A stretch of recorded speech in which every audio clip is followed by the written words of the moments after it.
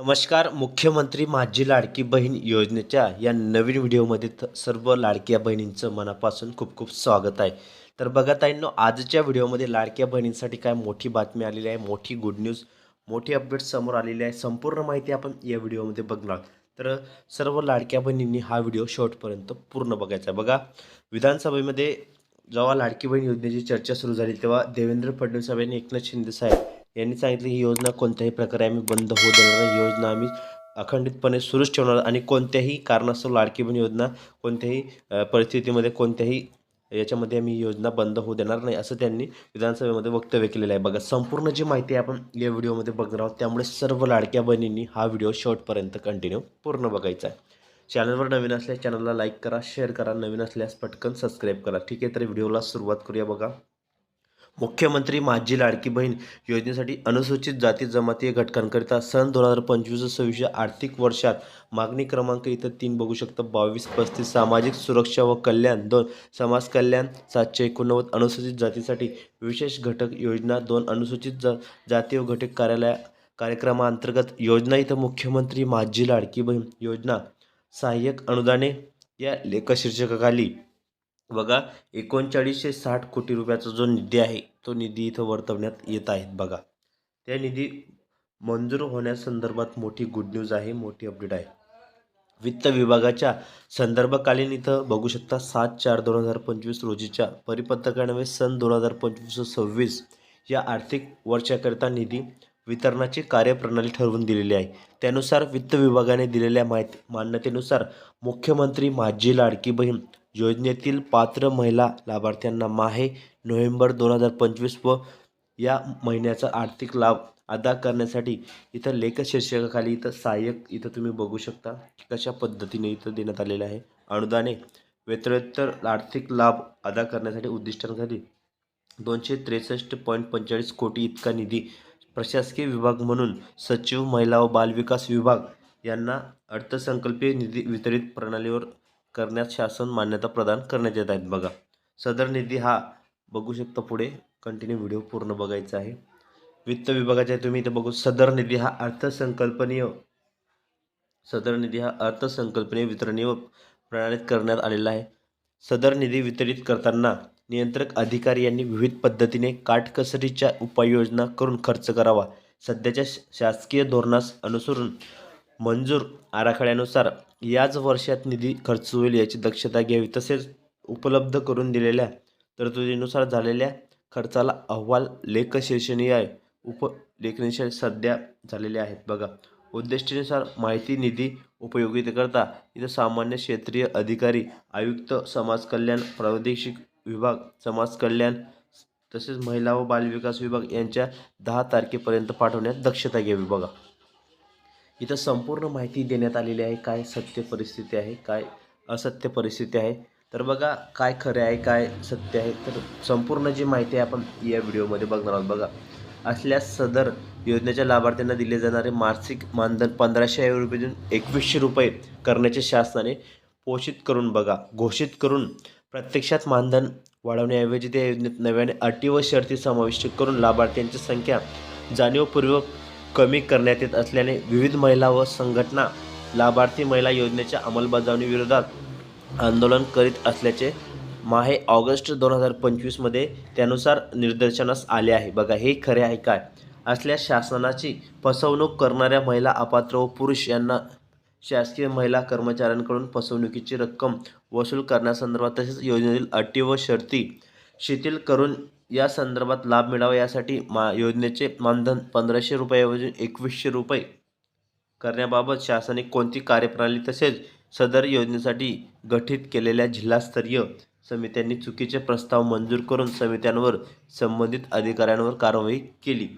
तर बघा, इथं नसल्यास विलंबनाची कारणे काय आहेत ते पण स्पष्ट करावे. बघा, तसेच पुढे बघू शकता, जे कुमारी आदिती तटकरे मॅडम आहेत हे अंशतः खरे आहे का. मुख्यमंत्री लाडकी बहीण योजनेसाठी नव्याने अपात्रतेच्या अटी शर्ती व समाविष्ट करण्यात आलेल्या नाही. बघा, तर नव्याने इथं आता महिला विरोधक टीका करत आहे की जे आहेत ते महिला म्हणजे टीका करत आहे की नव्याने अटी आहेत, शर्ती आहेत घालण्यात आल्या. तर आदिती तटकरे मॅडम यांनी स्पष्टीकरण देताना काय म्हटले आहे बघा, मुख्यमंत्री माझी लाडकी बहीण योजनेतील नव्याने पात्रतेच्या अटी व शर्ती समाविष्ट करण्यात आलेल्या नाही.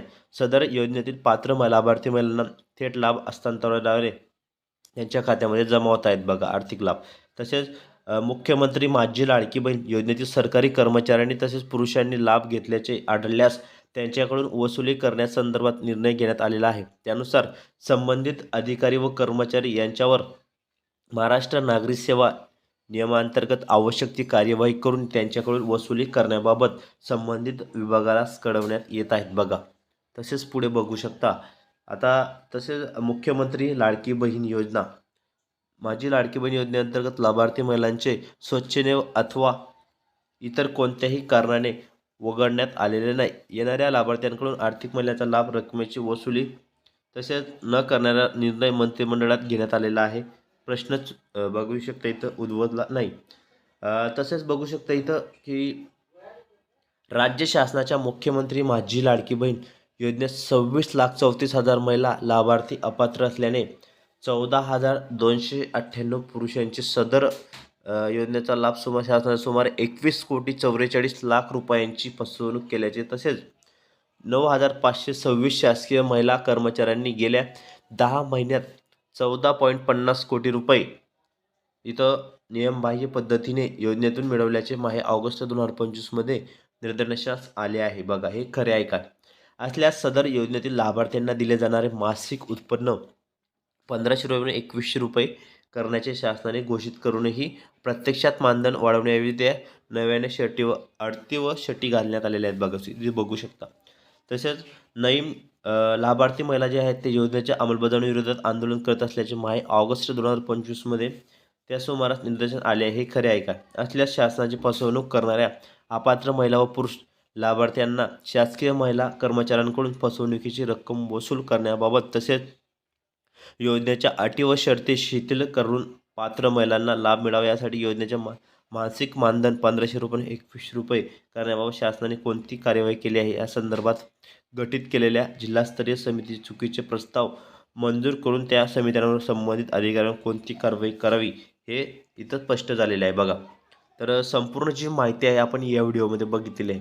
तुम्हाला संपूर्ण माहिती मी समजावून सांगितलेली आहे लाडक्या बहिणींनो लाडक्या ताईंनो. तर तसेच विभागाने अनुसूचित जाती व जमाती प्रशासकीय 10 तारखेपर्यंत म्हणजे प्रत्येक महिन्याच्या 10 तारखेपर्यंत तुम्हाला जो निधी आहे तो वितरित करण्यासंदर्भात इथं माहिती देण्यात आलेली आहे. ते बघू शकता.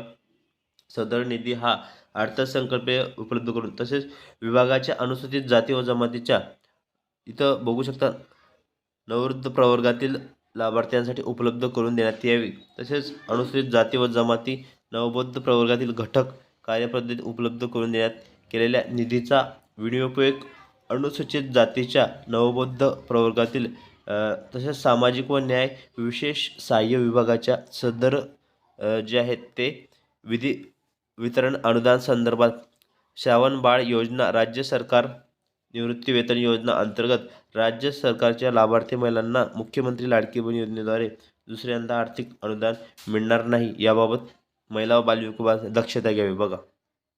आता अशा काही महिला आहेत की त्या 2-2, 3-3 योजनेचा लाभ घेत आहेत. श्रावण बाळ योजना आहे. तसेच बघा मुख्यमंत्री माझी लाडकी बहीण योजना आहे.